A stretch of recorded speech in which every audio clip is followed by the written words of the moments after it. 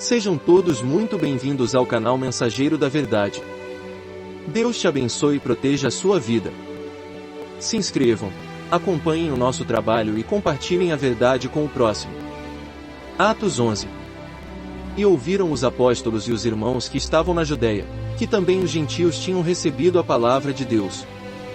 E subindo Pedro a Jerusalém, disputavam com eles que eram da circuncisão, dizendo: Entraste em casa de varões incircuncisos e comeste com eles. Mas Pedro começou a fazer-lhes uma exposição por ordem, dizendo: Estando eu orando na cidade de Jope, tive, num arrebatamento dos sentidos, uma visão, via um vaso, como um grande lençol que descia do céu, e vinha até junto de mim. E, pondo nele os olhos, considerei e vi animais da terra, quadrúpedes, e feras, e répteis, e aves do céu. E ouvi uma voz que me dizia: Levanta-te, Pedro. Mata e come. Mas eu disse: De maneira nenhuma, Senhor, pois nunca em minha boca entrou coisa alguma comum ou imunda. Mas a voz respondeu-me do céu segunda vez: Não chames tu comum, ao que Deus purificou. E sucedeu isto por 3 vezes, e tudo tornou a recolher-se no céu. E eis que, na mesma hora, pararam junto da casa em que eu estava 3 varões que me foram enviados de Cesareia. E disse-me o Espírito que fosse com eles, nada duvidando, e também estes 6 irmãos foram comigo, e entramos em casa daquele varão.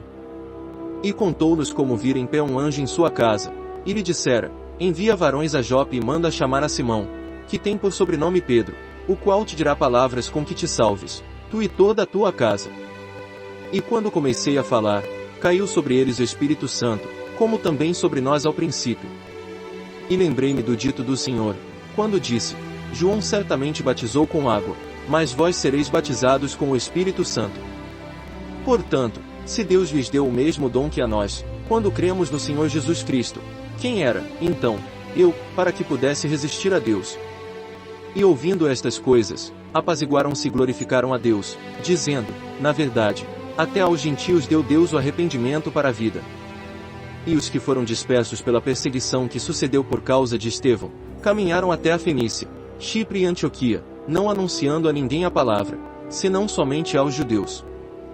E havia entre eles alguns varões de Chipre e de Cirene, os quais, entrando em Antioquia, falaram aos gregos, anunciando o Senhor Jesus. E a mão do Senhor era com eles, e grande número creu e se converteu ao Senhor.